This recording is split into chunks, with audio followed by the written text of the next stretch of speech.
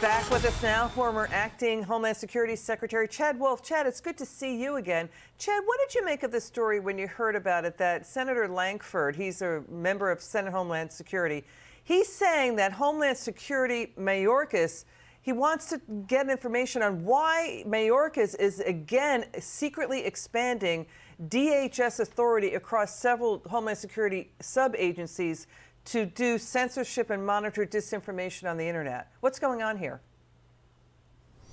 Well, I think the senator's got some legitimate concerns here that DHS Secretary Mayorkas needs to really come clean about. Obviously, what we know that, DHS has always looked at foreign interference when we look at cyber attacks, and those are from foreign adversaries. But what appears to be happening from some of the reporting that we see here is that DHS is now interested in domestic issues, such as racial justice. I think they talk about the origins of COVID, the efficacy of the COVID vaccines and things of that nature. So we're no longer talking about foreign interference. We're now talking about domestic issues. And I think that's what's concerning to a lot of Americans.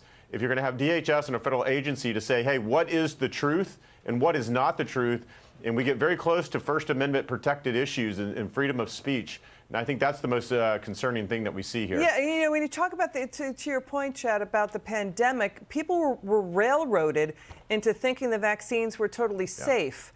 It was about informed consent. And now you have Pfizer and Moderna doing clinical tests about the side effects, including damage to the heart from vaccines. You know what I mean? And also, Vanity Fair just did an explosive expose showing that the pandemic likely did leak out of the Wuhan lab, based on based on the Intercept's reporting of what was archived on the internet of what the Chinese were saying to each other. So this is weird mission creep, and so the American people is supposed to be kept in the dark by what Mayorkas thinks is the truth ministry. You know what I mean? Well, I think this is the concerning part. The American people are not dumb. They can weigh both sides of the issue.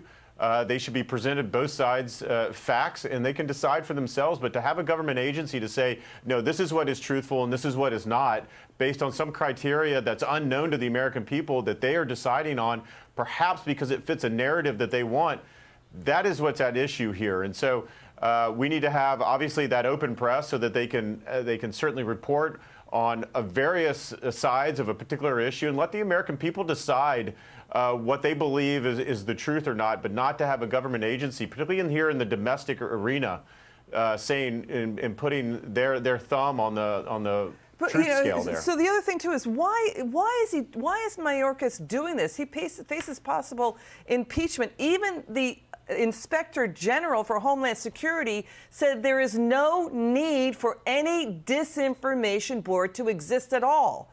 We're spending tens of billions of dollars, taxpayers are, on public affairs offices in each agency. And now he needs another disinformation board. It seems like a total waste of money, and it feels like the American people they're trying to keep him in the dark.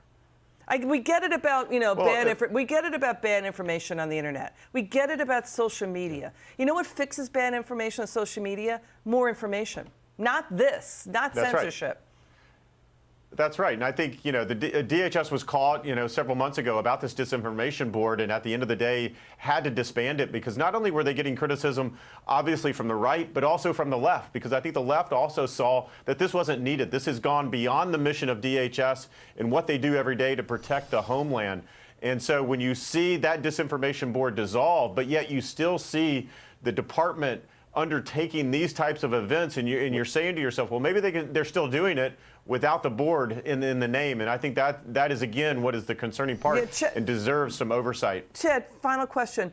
Why is he monitoring the botched information about the botched withdrawal by the Biden White House from Afghanistan and now aid to Ukraine to battle Russia? Why is Mayorkas monitoring that? It's bizarre.